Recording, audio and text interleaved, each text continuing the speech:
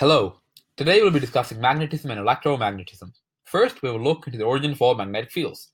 The atomic structure of an object will consist of a nucleus and an electron which will orbit it.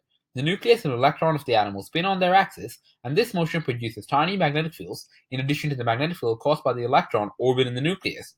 The net magnetic field of the whole atom is calculated by adding up the sum of all the initial magnetic moments. If the magnetic field of the atoms in an object align themselves in one direction, then the object is magnetized. An electromagnet is an object which becomes magnetized once current is induced within it.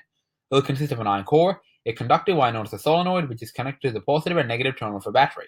When current is induced in the wire, the electrons will flow from the negative terminal to the positive terminal, and magnetic moment is induced in the solenoid, which causes the iron core to be magnetized.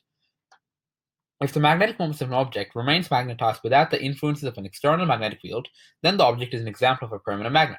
In contrast, temporary magnet is an object which becomes magnetized by external electric or magnetic influences but becomes demagnetized as soon as the external force is turned off or removed.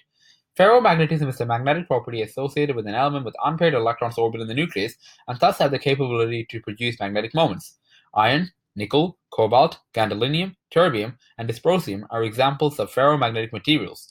The domains, which tiny microscopic magnetic regions of ferromagnetic objects, are often not aligned, and is often required to be influenced by a stronger external magnetic field in order to align its domains and induce its magnetic properties.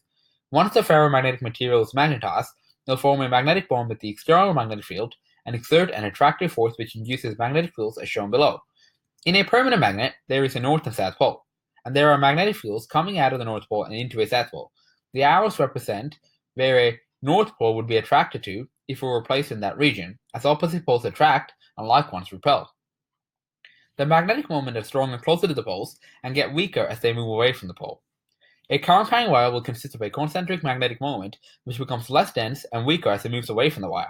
The right-hand thumb curve rule indicates the direction of conventional current, which is technically a wrong concept as it does not indicate the direction of the flow of electrons and the magnetic fields in a current-carrying wire. As the fingers curl in the direction of the magnetic field, the thumb points in the direction of conventional current. We can quantitatively represent this using the magnetic field formula, where the product of the permeability of free space, which is a constant value of 4 pi times 10 to the power of negative 7, and the conventional current induced in the wire, divided by 2 pi r, which links with the concentric magnetic fields, and the radius of the current-carrying wire, indicate the magnetic magnitude of the wire. In a circular current-carrying wire, the magnetic fields of the wire appear as shown in the figure below. The magnetic field is denser within the circle and is stronger within that region, while it becomes weaker as it moves away from the wire. Magnetic field formula can be applied to the circular current-carrying wire as well.